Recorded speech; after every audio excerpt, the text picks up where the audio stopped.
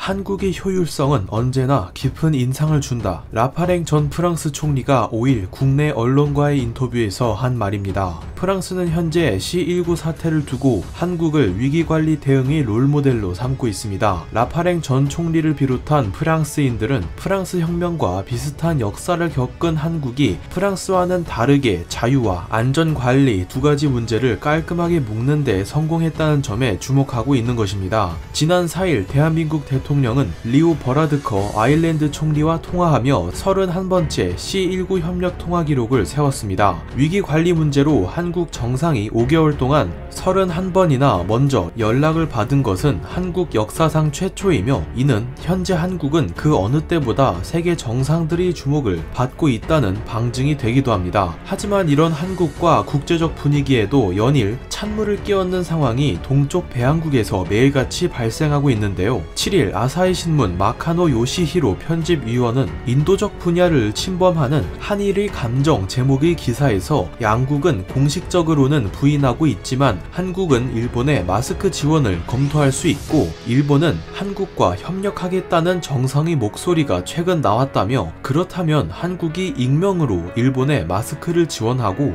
일본은 선의를 그냥 받으면 어떤가 라는 황당한 제안을 제시했습니다. 이 기사 하나만으로 일본 커뮤니티는 아침부터 존심 내려놓고 검증받은 한국에 손이라도 벌려라 라는 희망 가득한 상상들과 분명 대가를 요구할 것이다 라며 이를 견제하는 목소리가 부딪히며 꽤나 큰 규모의 썰전이 벌어졌습니다. 그런데 이날 마치 이런 일본인들의 반응을 가지고 놀듯 식품의약품안전처는 한국 마스크의 우수성과 방역 모델을 해외로 알리기 위해 수출을 확대한다라며 파격 선언을 했는데요. 이날 발표도 엄청난 조건을 내걸었기 때문에 일본은 또 한 번 골머리를 앓게 생겼습니다. 상대국의 공식 요청이 있어야만 해당 국가에 우선권을 부여해 공급하겠다는 기존 내용에 덧붙여 마스크 수급에 어려움을 겪는 국가, 외교, 안보, 위상 제고를 위해 공급 필요성이 있는 국가라는 검토 조건이 더 붙게 된 건데요. 일본 입장에서는 이미 두 가지 사항을 만족했기 때문에 공식 요청 하나면 만사 오케이인 상황이지만 그놈의 자존심이 또 문제죠. 일본 입장에서는 사실 엄청난 선택의 기로에 서 있는 시기입니다. 일본은 마스크 수급에 어려움을 겪고 있고 집에서 거즈나 고무줄 등으로 첫 마스크를 만드는 가정이 늘어나고 있습니다. 7일 마이니치와 NHK 신문에 따르면 도쿄, 삿포로 등 수도권과 지방을 가리지 않고 편의점이나 수혜점,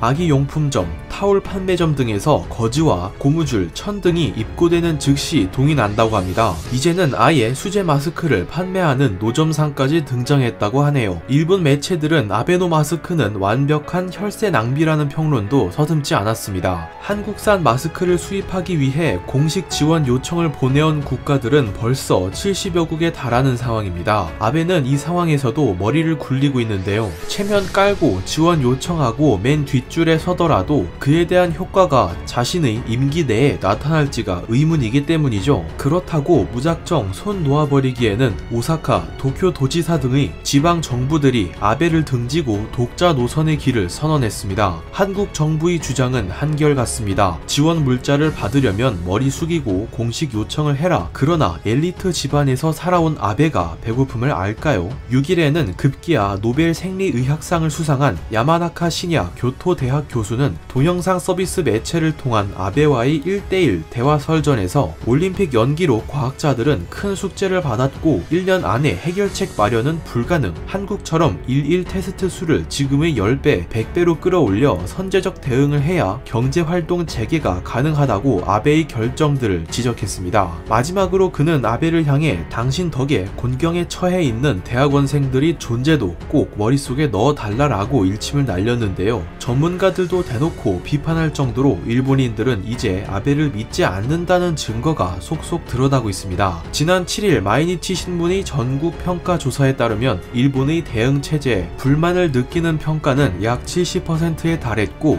내각 지지율은 40%로 최저점을 기록했습니다. 적극적으로 문제 제기를 하지 못하는 일본인 특성상 이런 불만은 다른 형태로 드러나는 상황인데요. 현재 일본 곳곳에서는 외지 차량 사냥이라는 행동이 본격 일어나고 있습니다. 다른 지역 번호판을 단 차량을 중심으로 공략하는가 하면 영업 중인 가게에 부정적인 메시지를 던지는 엽기 행동도 늘어나고 있다고 합니다. 프랑스 철학자 조제프 드 메스트르가 한 말이 있습니다. 모든 국가는 그에 걸맞은 정부를 가진다.